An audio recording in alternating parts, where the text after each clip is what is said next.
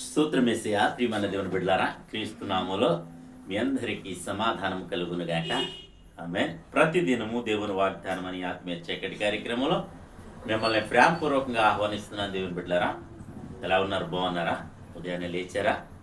ప్రార్థన చేసుకున్నారా? మరి నిన్నటి దినం భస్మ బుధవారం, అలాగే మరి మొదలై ఇవాళకి రెండో రోజు.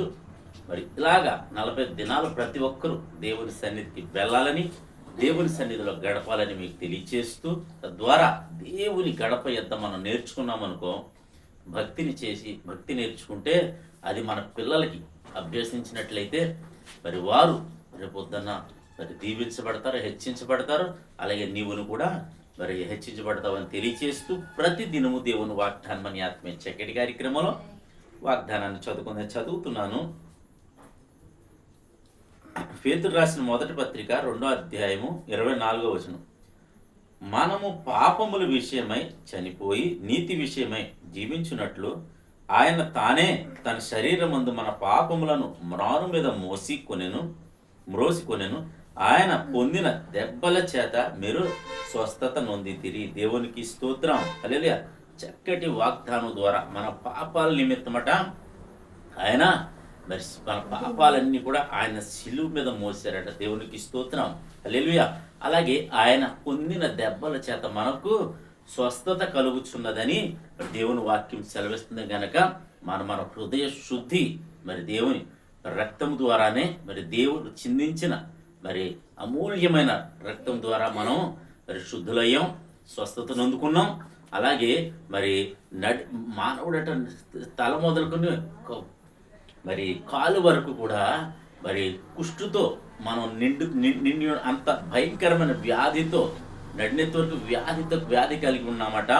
మరి అది నీతిమంతుని రక్తం ద్వారా మనము మరి స్వస్థపరచబడుతున్నాం కనుక, అలాగే శరీర ఆరోగ్యం కావచ్చు, ఆత్మీయ ఆరోగ్యం కావచ్చు, మరి ఏ విధమైన ఆరోగ్యమైనా సరే మరి దేవుని శిలువ యాగం ద్వారానే మనం పొందుకుంటున్నామని తెలియచేస్తూ, ఈ దినం మన పరిస్థితులన్నీ కూడా ఇబ్బందికరంగా భయంకరంగా ఉండొచ్చు. అయితే నా ప్రభు ఏమంటున్నాడో తెలుసా?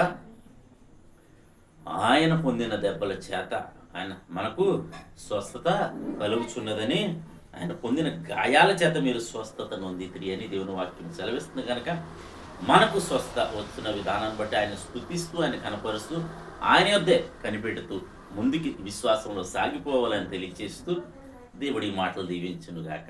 ఆమెను ప్రార్థన చేసుకుందాం. స్తోత్రము తండ్రి, వందనాలు యేసయ్యా. ప్రతి దినము దేవుని వాగ్దానం అని ఆత్మీయ చక్కటి కార్యక్రమంలో తండ్రి మీరు ఇస్తున్న వాగ్దానం బట్టి స్తోత్రాలు. ఎంతమంది ప్రజలు నాయనా ఈ 40 దినాలు ప్రభు ఆచరిస్తున్నారు, వారందరినీ కూడా జ్ఞాపకం చేసుకోండి. ఆచరించలేని బిడ్డని కూడా జ్ఞాపకం చేసుకోండి. ప్రతి ఒక్కరిని మీరు కనికరించండి, కృప చూపించండి, ప్రతి ఒక్కరిని బలపరచండి, దీవించండి. ఉదయకాల సమయంలో ప్రార్థిస్తున్నాం ప్రభా, నాయన మీరు పొందిన గాయాల చేత ప్రతి ఒక్కరిని స్వస్థపరచండి, ప్రతి ఒక్కరిని విడిపించండి, ప్రతి ఒక్కరిని బలపరచమని. అలాగే తండ్రి వివాహాలు కాని వారికి వివాహాలు జరిగించమని, అలాగే ప్రభా గర్భఫలాలు దయచేయమని, ఉద్యోగాలను బిడ్డలకు ఉద్యోగాలు పర్మనెంట్గా చూస్తున్నారు, పర్మనెంట్లు నా తండ్రి. అలాగే ప్రభు ఎవరెవరు ఏ అవసరంతో ఉన్నారో ప్రతి ఒక్కరి అవసరంతో తీర్చండి. పారిశుద్ధ్య కార్మికులు మొదలుకొని ఉన్నతమైన అధికారుల వరకు నాయన జ్ఞాపకం చేసుకోండి. నాయన వ్యాపారాలని, వ్యవసాయాలని, పాడి పంటలను ప్రభు సమస్తము మీరు దీవించండి, ఆశీర్వదించండి. ప్రతి ఒక్కరికి వారు చేస్తున్న పనిలో మీరు నాయన వృద్ధిని దయచేయండి, దీవెన దయచేయమని ప్రార్థిస్తూ, ఈ దినం ఎవరైతే మ్యారేజ్ డే బర్త్డే జరిపించుకున్న బిడ్డలందరికీ క్షేమాన్ని, సమాధానాన్ని, సంవత్సరం అంతయు నీ దయకిరీటం నుంచి మీరే మహిమ పొందమని క్రీస్తు నామములో అడుగుచున్నాం పరమ తండ్రి. ఆమేన్. నేను నమ్ముతున్నాను ప్రియమైన దేవుని బిడ్డలారా, ప్రభు మనందరినీ బలపరిచిన విధానం బట్టి ఆయన స్తుతించండి, ఆయన ఘనపరచండి.